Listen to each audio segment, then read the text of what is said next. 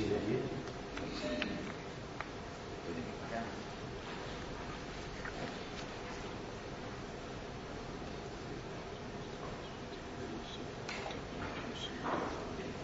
Can I then ask you to turn to page 219 of file 1? You will see that is RMY 14, which in your statement appears as DT10065.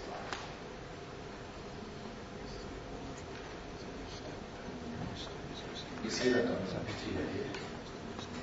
Do you confirm that that is the memorandum of 6 February 1995 that is referred to in the statement? Yes, that's correct. Now, I see that you refer in quotation marks, or whilst you say this document provides support.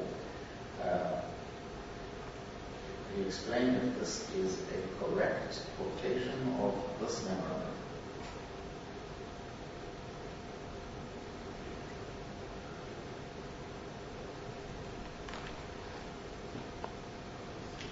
I think there was a slight problem here with some inverted commas. Sorry, I think that there was a slight problem here with some inverted commas. But certainly the first line and a half, that the program plan was to be placed under configuration control.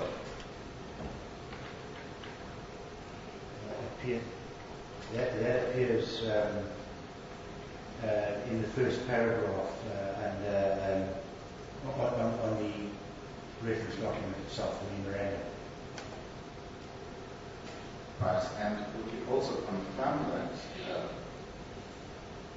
you on behalf of your company, CCII, formed part of the distribution list, which appears at page 221 of that document? Yes, I'm looking at my digital document, and I'm looking at the distribution list, which is numbered down to 32, and on line 27 there's REM CCII element is identified as the IMS. So the document, the program plan for Project Citron on the suite that we were talking about earlier in the evidence was distributed to you as well. Yes, it first was distributed to our company specifically, but also what's just as important, it wasn't distributed to any other IMS supplier. So by inference, that means there wasn't any other IMS candidate, certainly at that stage.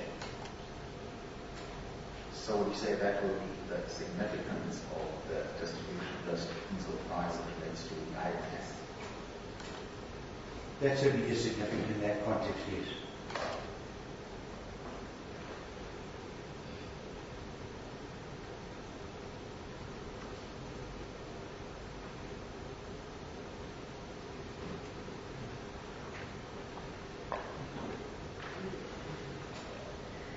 Next, we go to your response to the memorandum that was sent to your company with the project plan, and we deal with that at paragraph 116 through annexure that you refer to as DT10069.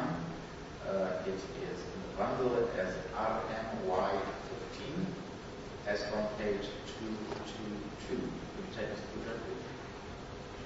Okay, I'm looking at the digital version of that.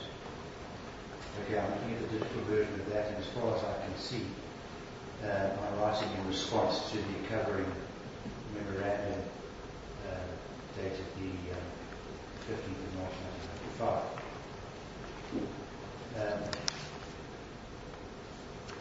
Basically, I suppose that the important areas is that we acknowledge receipt of the program plan, and I suppose our inference not taking issue with any of it, and at the same time noting that we are working at the expected level of effort for the project.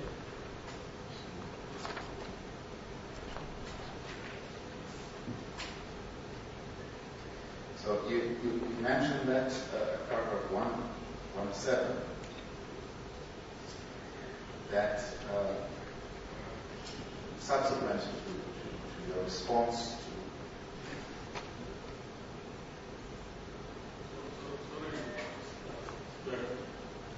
this response appeared in paragraph 116 in which document was it appeared?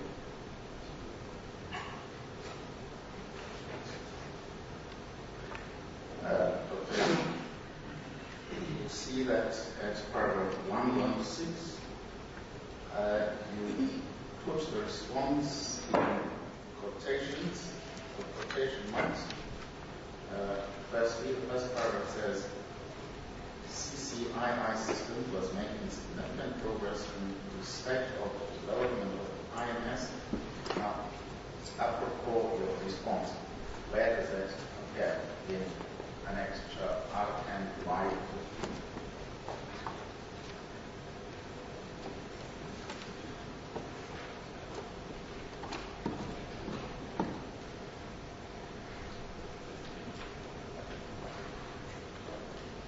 RMI 15. Give me the number and the actual. At bottom. Page 222. Yes. Yes. You then turn to page 223. Yes.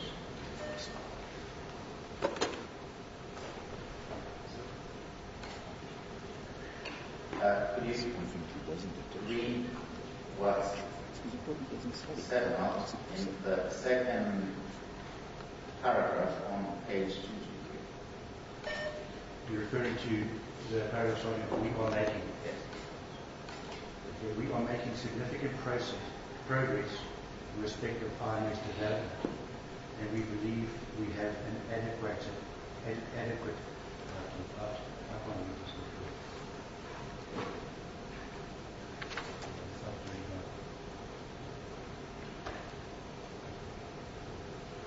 Everybody knows our problems, and it's difficult for me to read small print on paper.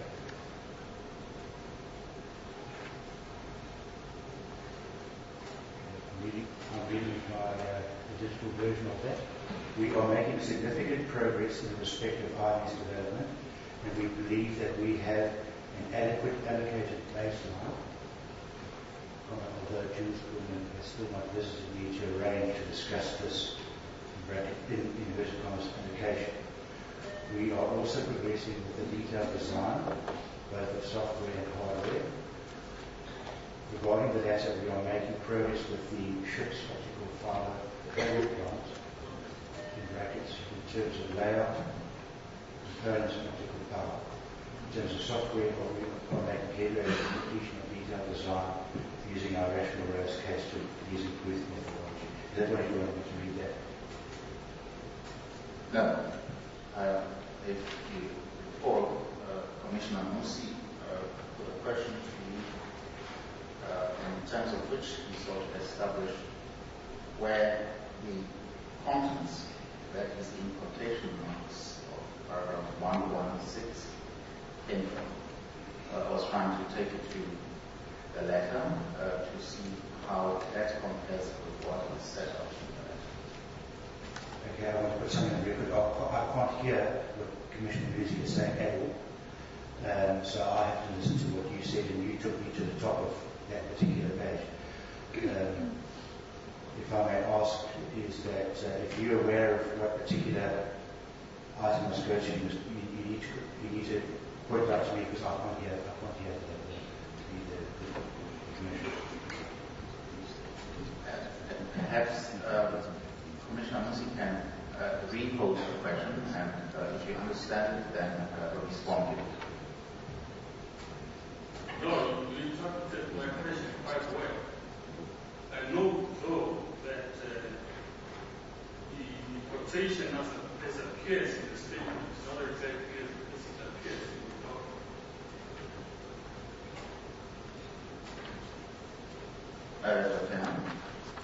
The question posed by Commissioner Musi is especially with regard to what appears in the first quotation under paragraph 116.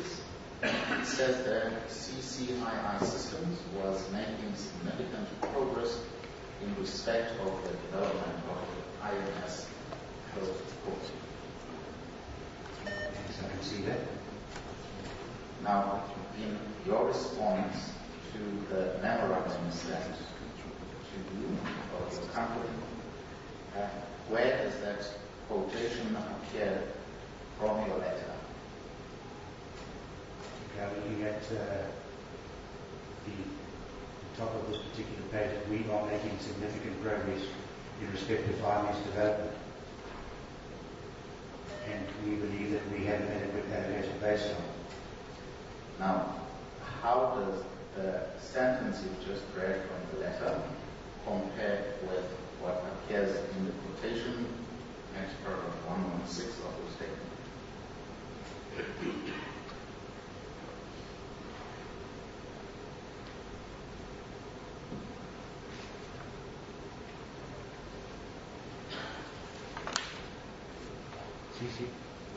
Reading here, CCR Systems was making significant progress in respect of the development of the IMS. I said, how does that compare with the sentence you just read on page 223?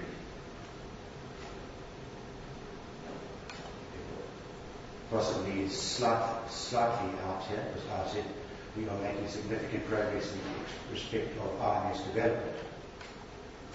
Who is we that is referred to in that sentence? That is CCR Systems, our company.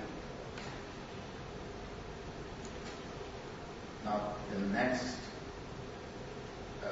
sentence that appears in quotation marks at paragraph 116 reads as follows: CCII Systems was confident that it could have at least all critical IMS functionality available by October 1996, with the balance of functionality to be provided in the following 3 months. Now, once again, can I ask you to refer to the letter and find a passage in there that compares to what's set out in this paragraph of quotations?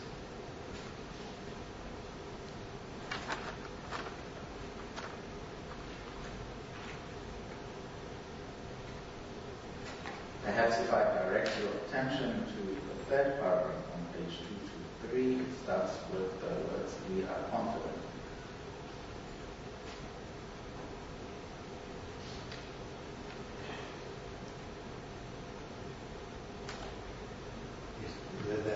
The drafting of this stuff was done more than 12 years ago, so I don't have every single correlation between what is here and the documents in my head.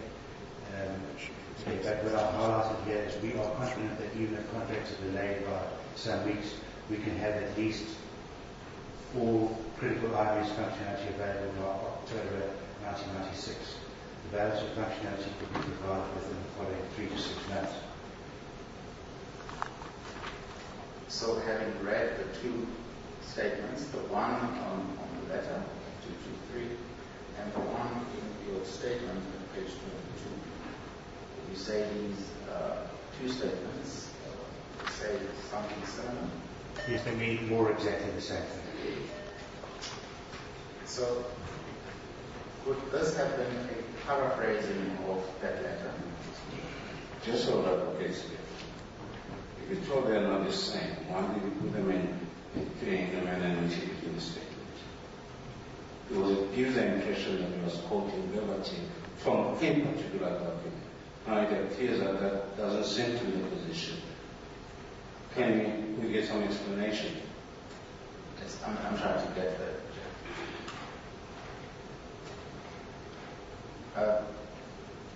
If you understand the question, that is if I chairperson wants to get an explanation as to why statements put in quotation marks in paragraph 116 are not the same as what is contained in the letter that was a response to the memorandum.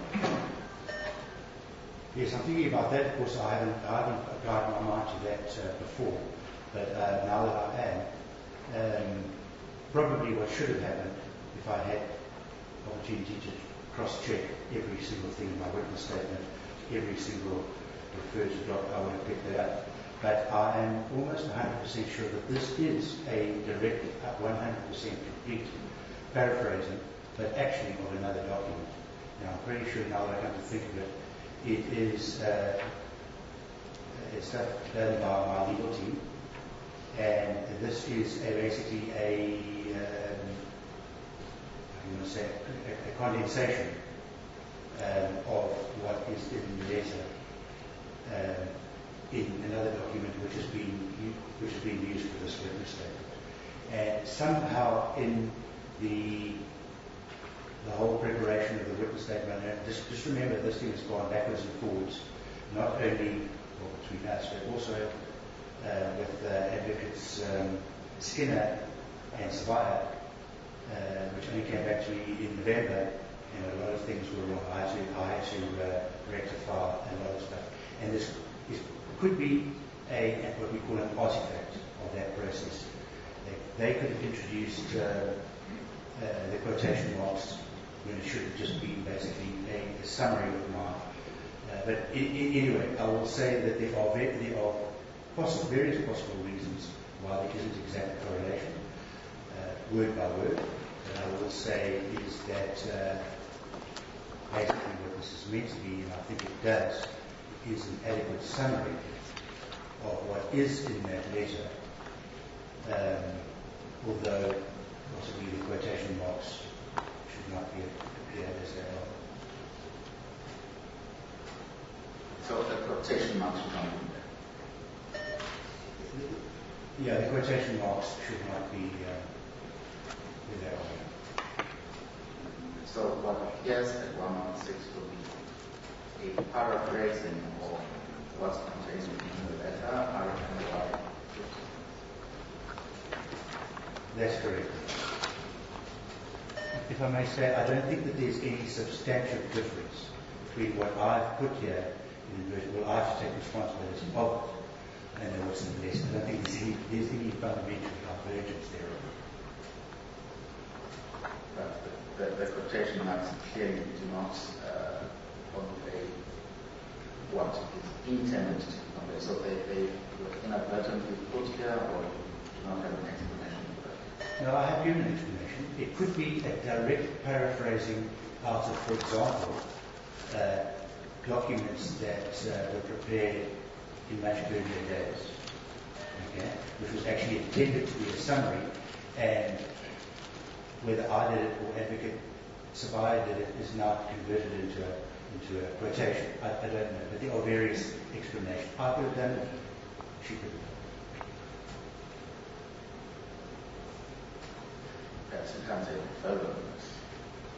I certainly can't take it further right now, cold light of day. I certainly could take it further if I had a couple of hours to do the cross-check.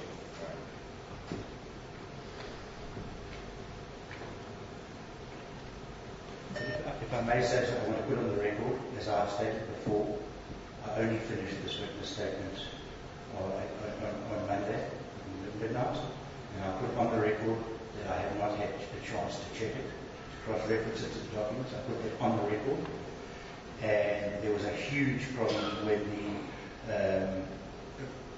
the Commission itself insisted on preparing the witness statement itself, and I only got back a word process document in November last year, end of the year, and I have personally not had one single opportunity of proofreading this thing on paper. So there are, in fact, I think I also said that there could be small errors, and this is one. I don't think it's fundamental, but that is a reality of the ground. I have stated many times before that I won't be ready. My witness statement, my evidence will not be ready. I actually seriously suggested that we stop. Let's get on leading on the evidence. I don't think that is just this.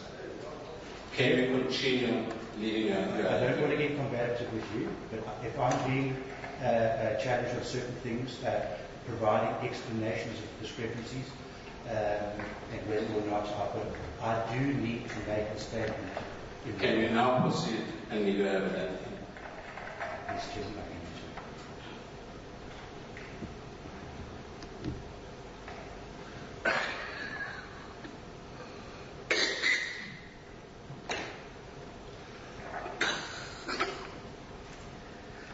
Can I ask you then to turn? Just one point clarification. On paragraph 115, the statement. On or about 6 February 1995, the program plan was forwarded to, amongst others, CCII systems. Did I understand the witness to say that this was not sent to other contenders? If I can get there from. Do you understand the question to you by Commissioner? Yes, I heard that, and I think I understand it, and I will basically reiterate it if I can find the relevant document, which is open in front of me. It is DT1 0065 RMY14. I think we're specifically referring to the distribution list. Yes. As I said, this is a distribution list of all the relevant parties, including the contracting parties, and the line 27 shows my name, the company's name, and the element name. And what I've said is that this also shows that at this stage it was not sent to any other contenders for the IMS. I'm not saying it was not sent to any other subcontracting parties, but there was no other competitive contender for the IMS at this particular stage. Thanks, that's all.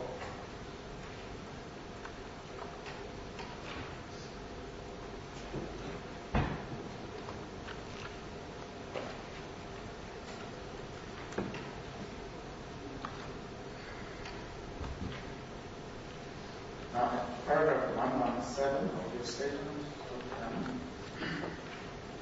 you mentioned that to the knowledge of Armstrong, and this is after you had responded to the memorandum that was sent to you with the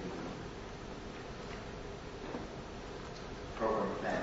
You say at 117 that to the knowledge of Armstrong, DOD, and South African Navy, CCII systems continue thereafter to expand money and effort on the development of the IMS in the reasonable expectation that the IMS met the technical requirement of departments specified by South African Navy, and the company will be awarded the contract for supplying the IMS that's provided by the Navy. What was the basis of this reasonable expectation that you are referring to here? Yes, we invested ourselves. I mean, not only do we have contracts from Armstrong, but it was well known that all the contenders, was the total amount of money sufficient to take the subsystems to full fruition was very limited.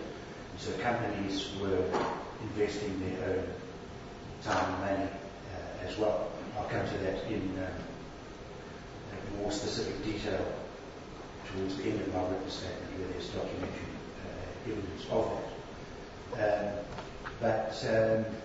That is one basis for this reasonable expectation. But also is that if the IMS had been indicated as being allocated to a contractor by name, company name, my name, and there were no other contenders, and one met the technical requirements within the reasonable timescales of the project, and one fully conformed to all the technical and other specifications of the documents, that there wouldn't be and of course the price was reasonable, that there wouldn't be another contender, especially at a very late stage. And what I have alluded to so far, and will come to in more detail, is that there was no other contender ever identified, and even less so was there anybody who came in that met in any way close possible to the stipulated technical requirements.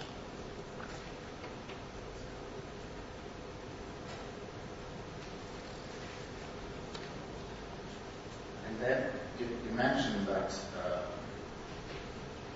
although some work had been done in the project Citron, and this is the first phase I think we have been talking about, this was then not approved by cabinet, and the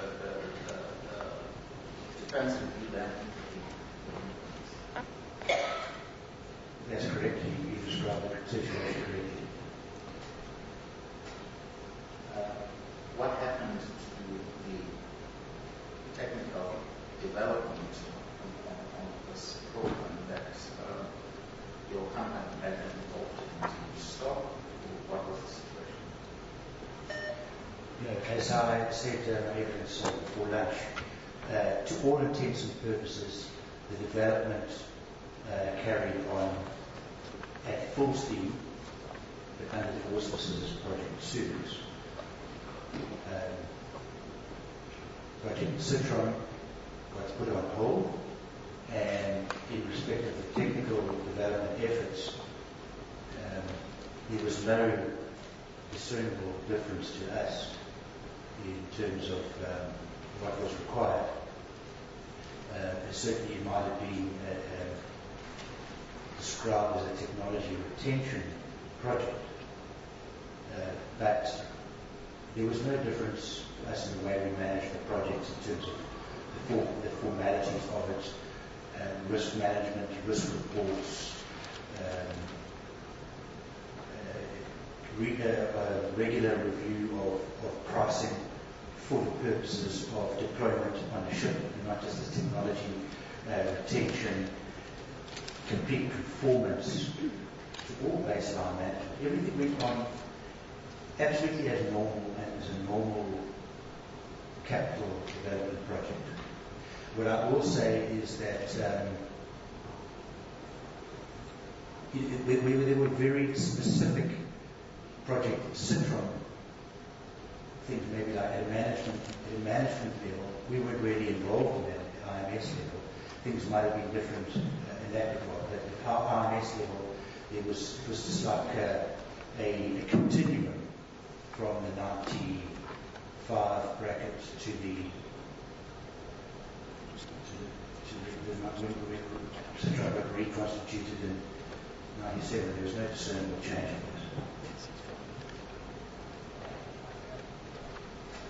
And as you talk about the absence of discernible change, notwithstanding the defense review with regard to the project decision, you make reference to risks under in your paragraph 119 statement at page 4. And there you refer to price and risk audits were conducted on CCII systems IMS by the South African Navy, Armscor, and ABS in April 1997 and again in May 1998. Could you just explain this a little? Okay. The first point of this particular item in our written statement is as an introductory to the later, bigger theme of risk, because it was on the so-called notion, of risk, that our IMS was deselected and replaced with something else because of risk. But at the same time, I can say is that in this period, 97, 98, when Project SABC was alive and was purely a project retention, a technology retention project. And later I will address some of the evidence of Chris Nokia, where he's saying they invested in people, etc. If you're only investing in people and to keep the capability in terms of people alive, it seems a little incongruous that was one doing such a formalized process of identifying risks, not only in terms of the normal 3-monthly cycle of progress reports and progress meetings, but in terms of once a year annual risk audits. But if one's only talking about technology retention, why is it necessary to addressing prices? And we're so worried about prices changing or becoming too expensive. Why would one be worried about that for a technology retention program? Obviously they were not. It was all to do with the program for which this technology development, technology retention was intended. And that was the capital program for Project Citron.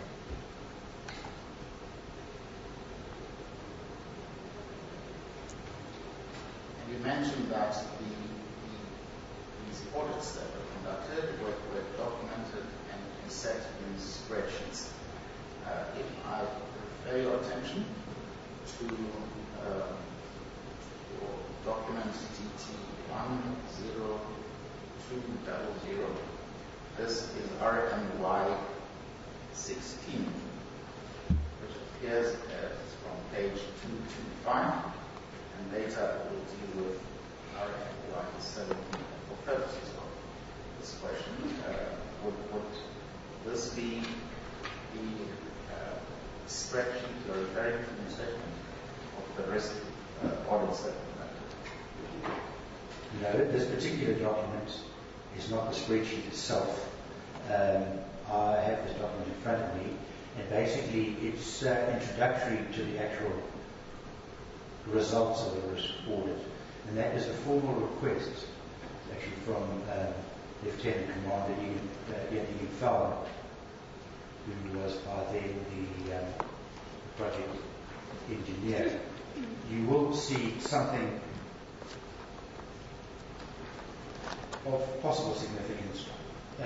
Now, just above the 2 submaster distribution, now the project is called Project S. It's not Project Citron or Project SABC. That was one of the ways this thing carried on in terms of the ambiguity between the SABC and Citron. Anyway, it's still Project S document, and I may say this is more related to Project Citron. You don't do a complex audit on the technology retention program.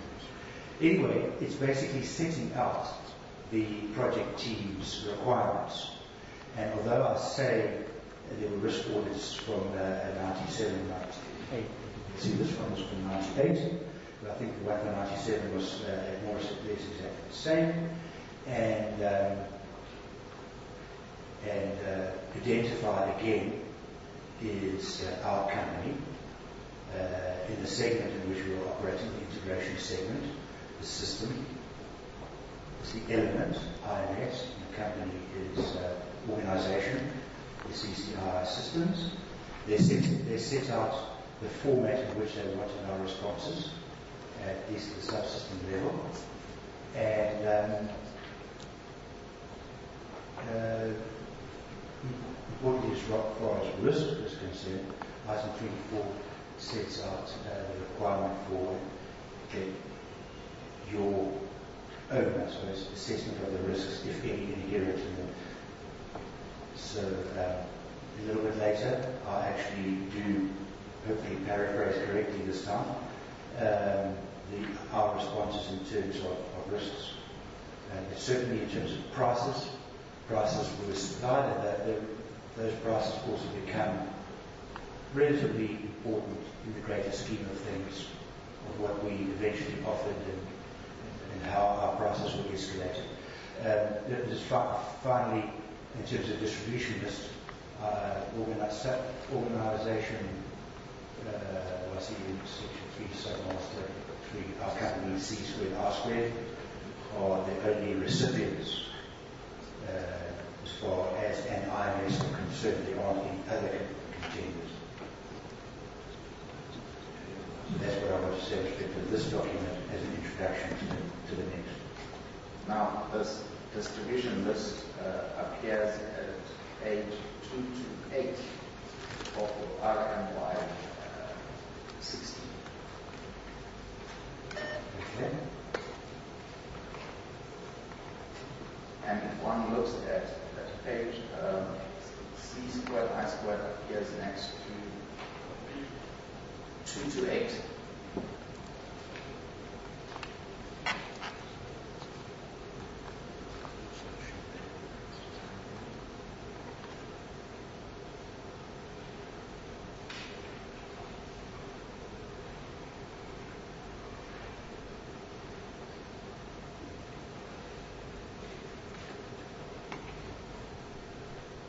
The company is reflected at next to number 3, is that correct? Yes, CCII is reflected on the first page and then on distributions. Sorry. The acronym of the company CCII is reflected on the first page against the IMS, and then under 3 on the distribution list we refer to as C squared I squared, with myself and 3 of my colleagues being on the sub-distributions.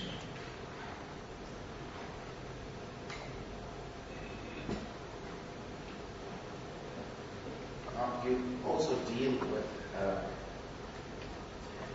document DT1 0201. It is RMY 17 at page 230. This is a letter from your company to the project officer. It's dated 1998 04/28. Could you just tell us about this letter? So I was just having to close down a few things before my machine possibly hangs up. We're talking about DTI 20201. Yes. Correct. This is a letter in response to the project officer, Project S, I suppose, and it is our response to the previous request to conduct an audit. Of course, this is specifically regarding the IMS and an ancillary part of it, which we call the IMS bus tester, that they had to be handled separately. It's entitled IMS and IMS bus tester cost and schedule audit in 1998. That's my identification. Is there anything further you want me to address? Sorry. Is there anything further you want me to address with this specific document? No, the point of it was to set out and demonstrate that once these audit schedules that we have prepared today and evidence have been distributed, you would then have responded to the audits and informed the project officer of what was needed for purposes of audit, is that correct? That's correct. As one can see, it's a pretty detailed response, and I think with the letter and its annexures, it looks like 20 pages to me. Certainly there are detailed explanations of ink prices and price increases, which, as I said before, would normally be relevant to technology retention program. In fact, it's really interesting, and it's my page 3, so I presume that's the document. In the letter, page 3 as well, we provide an estimate by 1999 audit results and our costs, and then we also provide the costs in May 1998. Why that is relevant, because when we were asked for quotations in 99, they are exactly the same. Chair, Commissioner Mosi, this appears at page 232.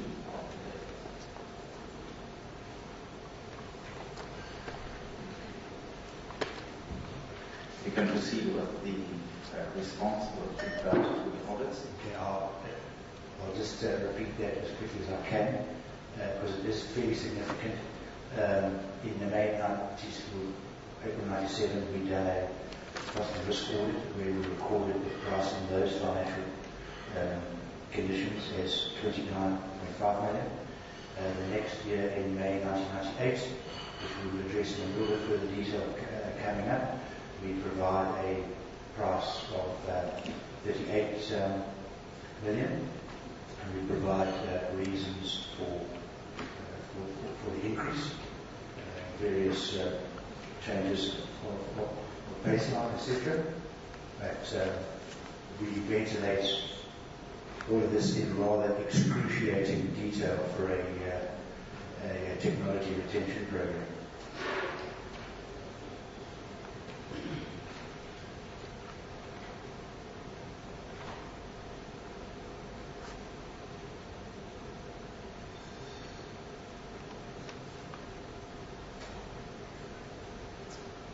You say that in paragraph 120 that after the completion of the May 98 audit,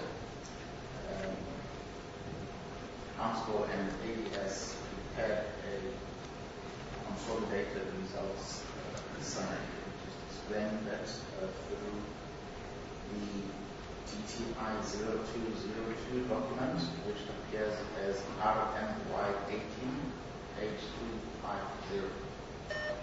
See that? I can possibly start by saying it was clear to us, who were participants, that each system or subsystem, as we were referred to then, would provide their own cost and risk audits, and that would be gathered up into a higher level cost and risk audit being undertaken by the project team. I don't think that I would ever see being provided with the complete. At subsystems we were at level 3. The combat suite was level 4. I don't think that I've ever seen a complete level 4 cost and risk audit report. But what I have at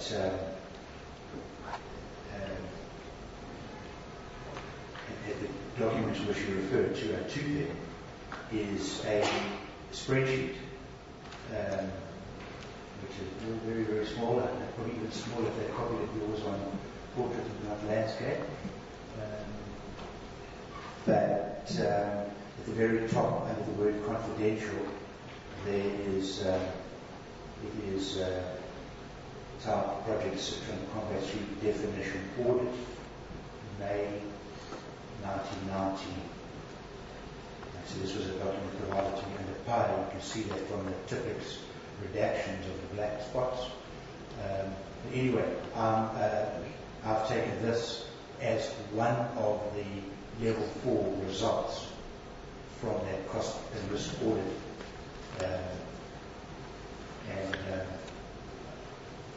First of all, it's a kind of an indication that it was done at system level. I do go into the risks into slightly more detail a little further on, but there's probably going to be, if I may ask, is yours a landscape or you've got a landscape version?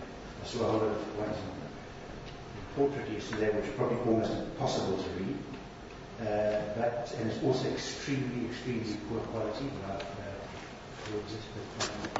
there is a line item. The third last item is called Information Management System, and there's network and network interface cards and whatever, and a whole lot of figures, which is prices, of course. But the point in terms of risk is at this point in May 1998, at system level, the last column of the spreadsheet, which is called risk assessment, it's called column 20, the risk for the IMS is identified as low. So there were 2 points, 2 reasons for this showing this document. It was a consolidation of costs and risks. The costs you can see, I can hardly even read them. But certainly the risk was identified as low.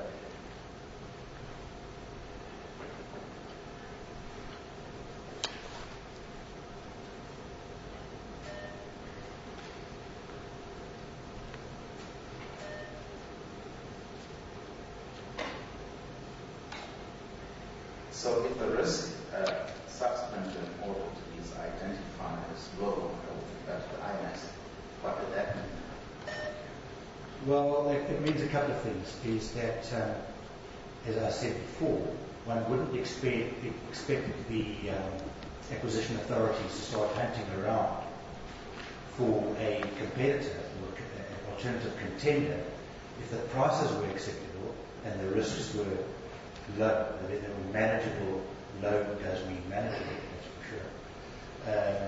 So what I'm saying is that there didn't seem, on the face of it at least, to be any reason for there to be a sea change in the possible supplies of the IMS. That's the first part. The second part of it is that, as I said before, the IMS got replaced with a competitive product based on untenable, unmanageable risk. Okay. I'm saying that is surprising to me because the risks were low and that nobody ever can. Well, first of all, they report. This is not my spreadsheet. They took what we put, and this is not just a yearly price of risk audit. In terms of, you see, this is another point about Project SUVEX and Project Citra, is that why would one have a 3-monthly progress reporting cycle, including a project report which included its own self-standing risk report and a project meeting and project minutes, all for a technology retention program. But anyway, as far as risks were concerned, risks were being managed on a continuous basis. Not only was there a risk report, there was a thing called a task status list, which was being managed day by day, but it was being printed and reviewed every 3 months. So risks were being managed continuously, and risks on that basis were also being managed and going away and being attended to.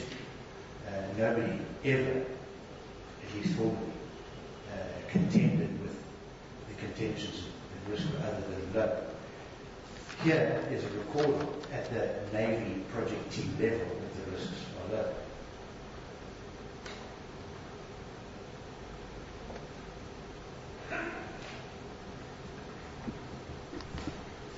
That's paragraphs 121 going forward. We set out as to how these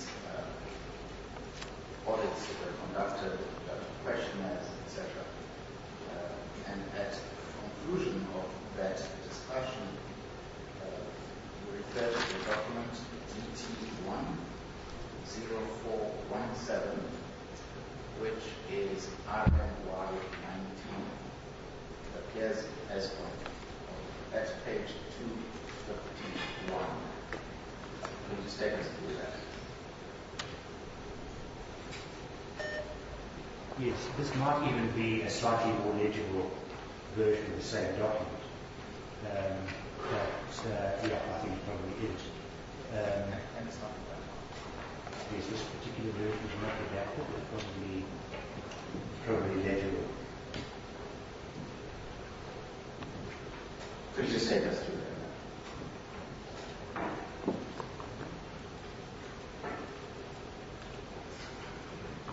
Again, it looks as though to me it is the results of the May 1999 audit. It might have been printed 99, my footy was up. a hole there, which is an unfortunate, unintentional redaction. It's something that's been written there by hand and then it's printed and then written by hand. Anyway, I still think that that's what comes out of the audit. Then written in hand candidate suppliers. And these were the same suppliers as were first mentioned.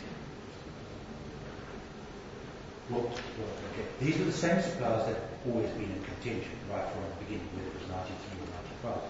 This is now 98.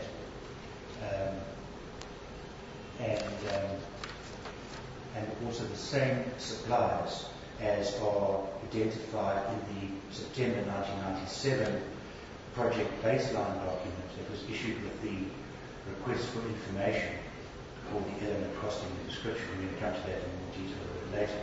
That they were the same suppliers mentioned. The ECD, they were called nominated contractors, later to candidate suppliers in the user requirement specification. And this nomenclature seems to be congruent with that. I'm pretty sure that this is only one page, so it's only one page of many. Would you like me to stop? Would you like me to stop there? If you look at the left hand of that document, just below the written manuscript, the heading, or what appears to be a heading of what the document is. So it's Project Citron Combat Suites, costing estimate November 1999 or 98.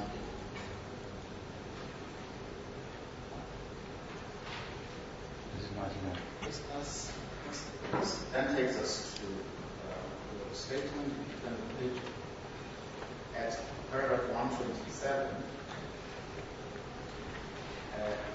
There you deal with an internal review that was conducted by ABS and Thompson, retailers for the years, and you can do that while you look at DT 10313 to RMY 20 at page 253. Yes, I'll do that. I'll start off by looking at my witness statement. If we look at the date that this document was produced, we're looking at the 7th of December 1998.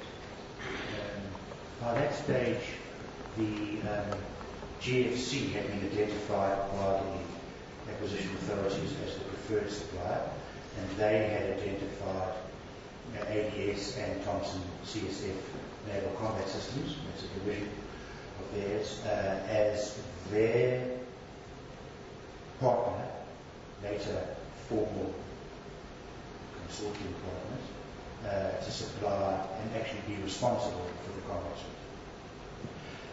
Very soon thereafter, that happened in September, around about beginning of December 98, ADS started at least communicating with us, and I'm pretty sure all subsystem suppliers. Now they're acting with the combat suite at level 4 or level 3 subsystem suppliers with regard to soliciting responses, including quotations and prices and technical details from us. You'll see pretty much coming up that within, I think, about a week or 2 or 3 of now, we're getting our first quotation. So now they have been identified in the acquisition process as responsible for the combat suite. So they are doing 2 things. They are getting our information, and secondly, part of that information is in order to get an internal decision of how they are going to respond with a total level 4 combat suite price and proposal, and addressing combat suite level risk. And now we're talking about putting in not just technology retention endeavor, but putting in a commercially binding formal commercial offer. So that's okay. This is a document that came to me during my endeavors to find out more about what really happened. And not that all that long ago. And of course it is incredibly surprising to find an internal ADS Thompson document like we have before us. If I before I actually look at the document itself, is the document which I hopefully correctly paraphrased here, because I did this myself. I quote, after careful analysis, ADS, NCS have reached the conclusion that most of the risks in the South African combat suit design were of an acceptable nature and therefore could be guaranteed, except for the SAM, that's the surface air missile, and the radar tracker systems. Now those two were the big South African systems being developed, multi-hundreds of millions ones being done by Denel, Kentron and Rotec for the radar tracker. So I can just look at the document itself.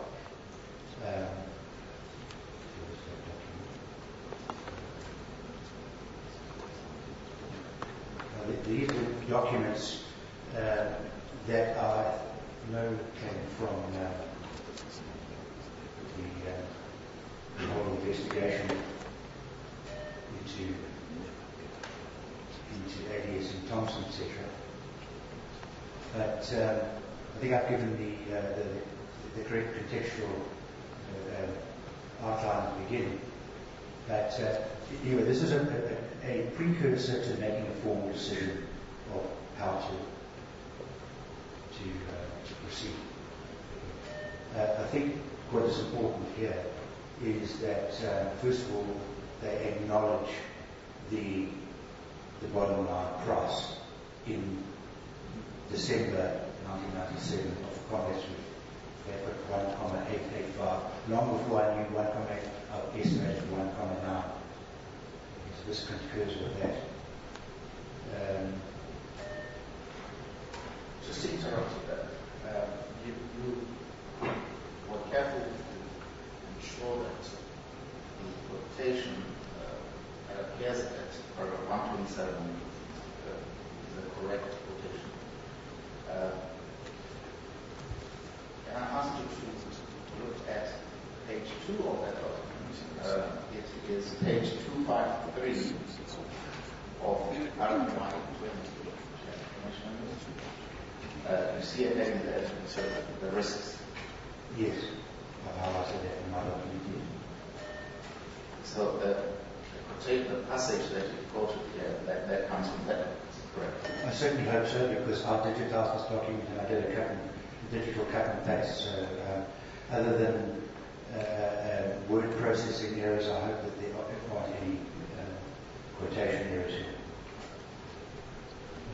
If anybody wants to point out to me, I'm amenable to that. Right.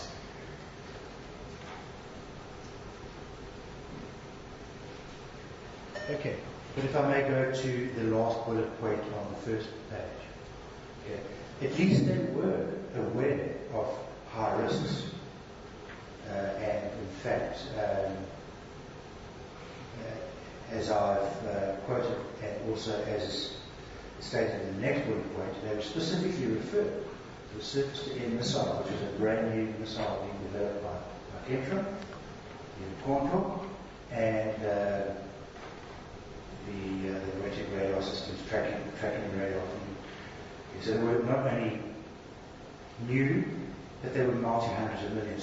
So the business implication of the risk was there, but they knew about those risks. But the most important point is when it comes to the IMS, there's no mention of this IMS risk. So the party that made the most noise about risks was ADS. But only later, and which I'll explain to you exactly why, is that at this stage there was no mention of risk, at least unacceptable risk, whatsoever. So my prediction that I will make, that the notion of untenable risks, unmanageable risks, business risks, is something patent. It was something that was made up afterwards. It didn't exist at this stage.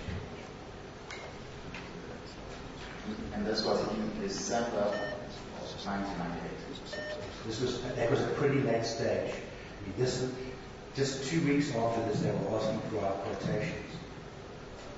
At this stage, there were even still meetings being, I presume, funded by Project Suez, system-level meetings. And none of these risks regarding the IMS were being ventilated. This is the time frame as an absolute precursor for going into what they call the negotiation phase, which is mainly for projects. That all happened starting in really 99, culminating in. So this is the last month. So if there'd really been risks, those risks would have been recorded for the last 3 or 4 years.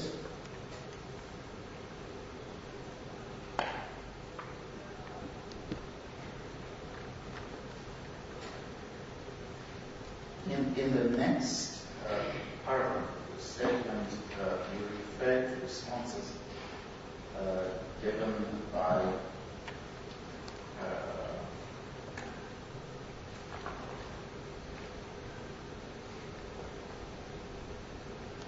Mr. Kahneman in his section 28 interview, which was conducted on 15 June 2001.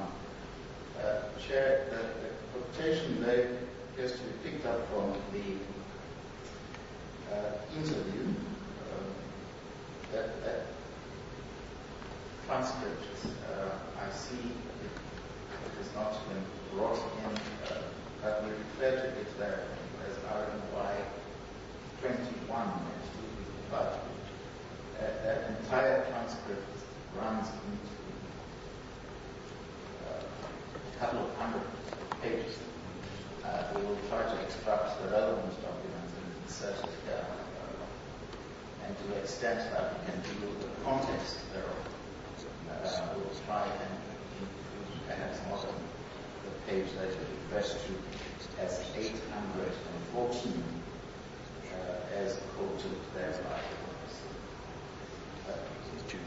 so Diane, would you want to take us through this statement? Well, I have the benefit of a digital document which doesn't require a whole forest.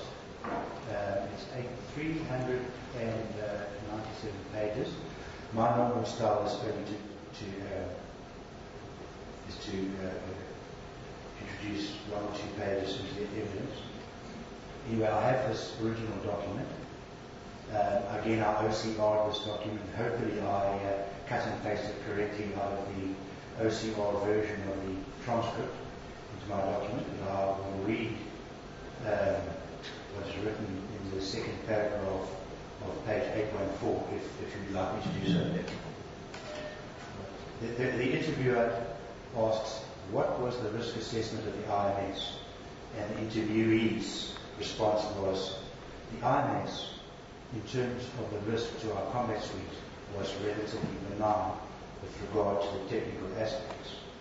We did not do a risk assessment at that time, and the technology program of contractual commercial risk with regard to the issues that subsequently transpired, and the capital program negotiations, where the majority of the risk was a contractual, inaudible type of vessel, sick, whether that means in that. Certainly we were satisfied at the time that the sea squid, ice squid technology represented a manageable technical risk.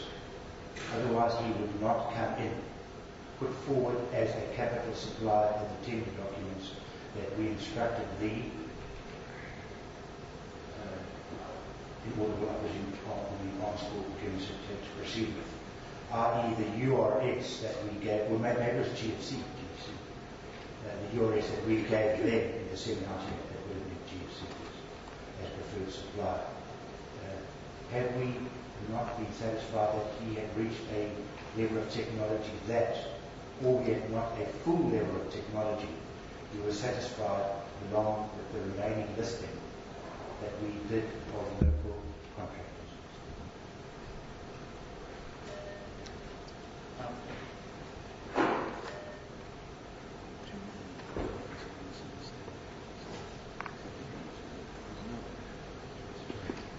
Now, when reference is made to the risk of the IMS being relatively benign, or in the next paragraph, that they were satisfied at that time that C-squared I-squared technology represented a manageable technical risk. What did you understand by that? What do you understand by that?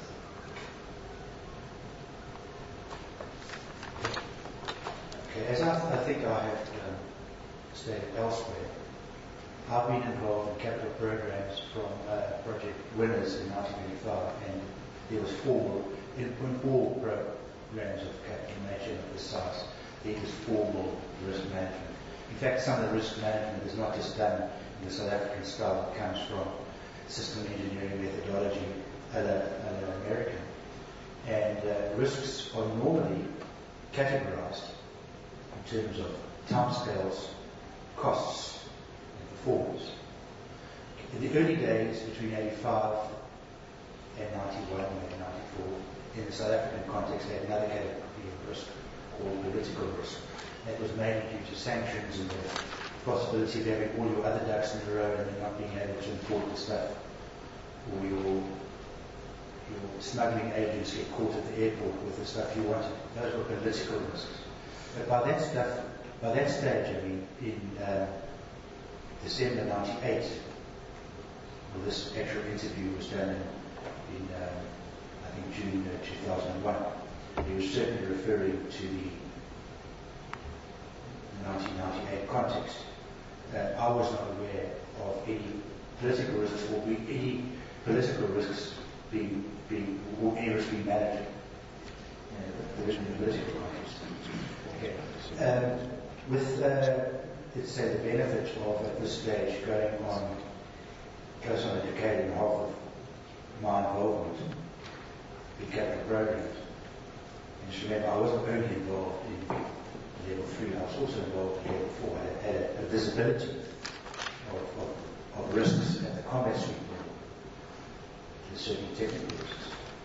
And all the risk management reviews done and reported on timescales, costs, and performance being reported on like that. Because if one analyzes all of those risks, if there are any risks, if there are genuinely any risks, they could constitute a business risk. If somebody is assuming responsibility, that they would constitute a business risk. But there were no risks. It was low in all of 3 of those categories. So in my view,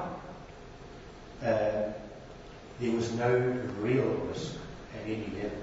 There was the only risk that seemed to come out was what I would call, frankly speaking, a patent risk. Patent meaning manufacturing.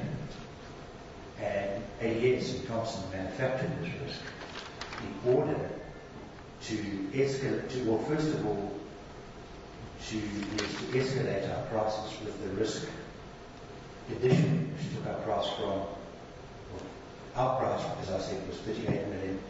Our price at ADS was putting in was at 42, 43 million, and escalating to 89 million. And that's the nub of how our company's product, the IMS, basically became unaffordable, at least in the view of the acquisition authorities, and why we were replaced. Part of the response that you gave to me is reflected at paragraphs 129 and 130 of the statement we got done. Yes, that's probably a written summary of what I've just said. At 131, you refer to effects from Thompson CSF dated 1998, August 1st. That's RMY22. It is at page 256. Take us through that. Okay, there's both the original French version and there is the English version. The English version came out of the effort in the, I don't need to miss any words, the Shabir Sheikh corruption trial. And that's where the document numbers at the top come from, the 7-8. That was an investigating team number. And the DSO, the Scorpions at that stage, got these documents formally translated. Unfortunately, the translator made a bit of a mistake in the English version and wrote down the date as the 31st of August 2000.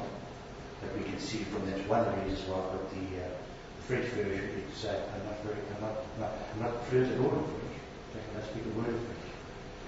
But it seems to be dated Lundi 3/1/1998. Okay, and then there's I checked Commissioner Musi, the English version of the document, you will see it's at page 257 of RMY 22. I received that. Has proposed an alternative solution which will simultaneously protect the bus developed by C2I2.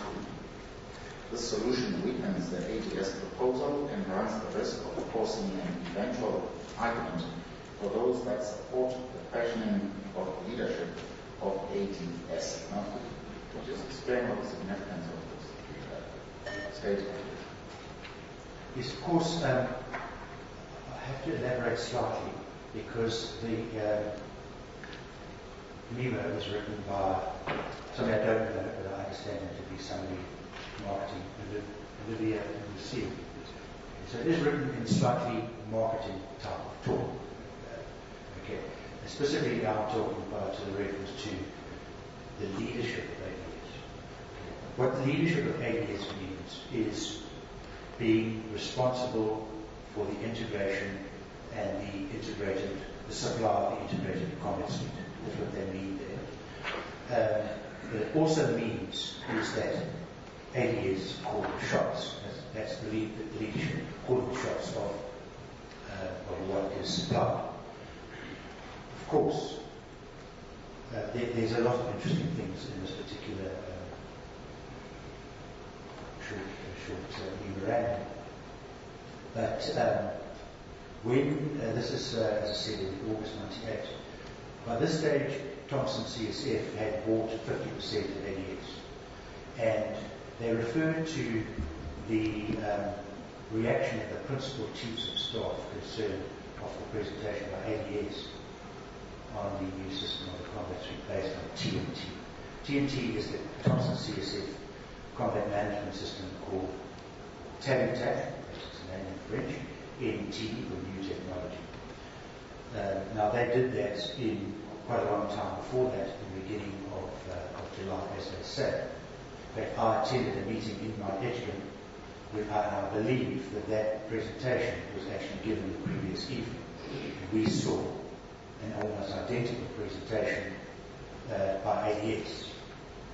I wouldn't class myself as part of the chiefs of staff, but we certainly saw what was being proposed.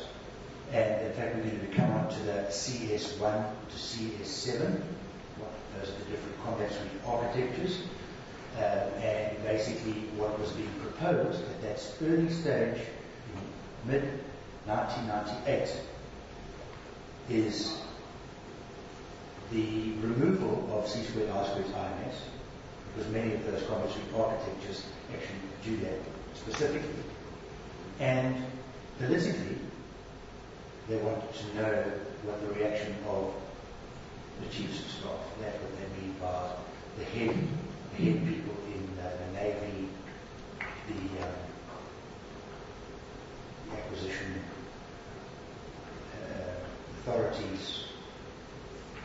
etc. We'll see. We want to know whether there be an immediate hot reaction to whether or not their proposals to not only remove the IMS, but by removing the IS, they get leadership, technical leadership of the architecture. The technical leadership of architecture means two things, and I'll come to that a little bit later, is replacement of the indigenous South African combat management system with the French TNT, and by itself, that by itself changed the architecture of the system because it connected to everything else, where instead of an independent IMS connecting everything independently.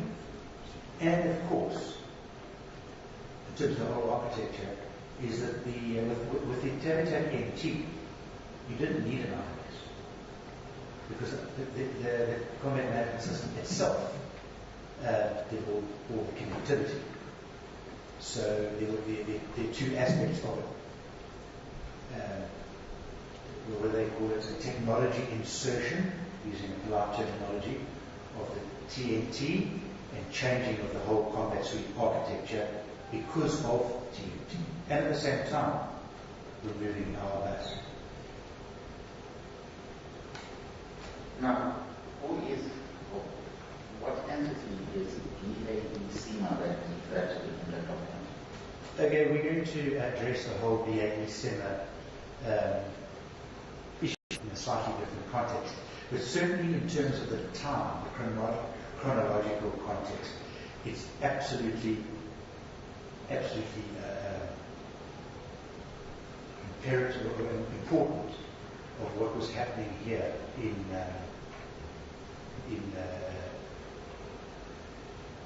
this time period of 31st of August 1998. As I explained a little bit more detail, at that stage, up until I think it was May 1998, there was going to be an ADS, an ALTEC Defence Systems, combat management system, and that's why I mentioned the AIS and the WCU from way back when in early 90s. But certainly, I'll talk about a little bit more from 1997. Some very interesting things happened in 1997 regarding their visit to the country, and they were keeping a watching brief, we call it legalese, of what was happening. And they kept a low profile, but as soon as Thompson bought 50% and were proposing to exclude the South African CMS, the BAE-7, who also have a CMS, thought, okay, we've got a chance to get in now. And they were talking to a lot of people in the country. We were in just one tiny little entity. They were talking to, and I would address that in quite a service to whom they gave this presentation would have been Jimmy Sheck. And he, being an insider, would have been well placed to provide a response on the hot reaction presentation of the other people. And these were the chiefs of the process, at least. Pre-married, I talked about before, Ken Kruger was a senior manager at Armstrong, Kevin Hanafy we will come to, and the bosses of this from the Navy side are Admiral, who was there, Captain Conway, his boss, Admiral Howe, and Spuds Crick is actually the person who replaced Admiral Howe is Van Schreck.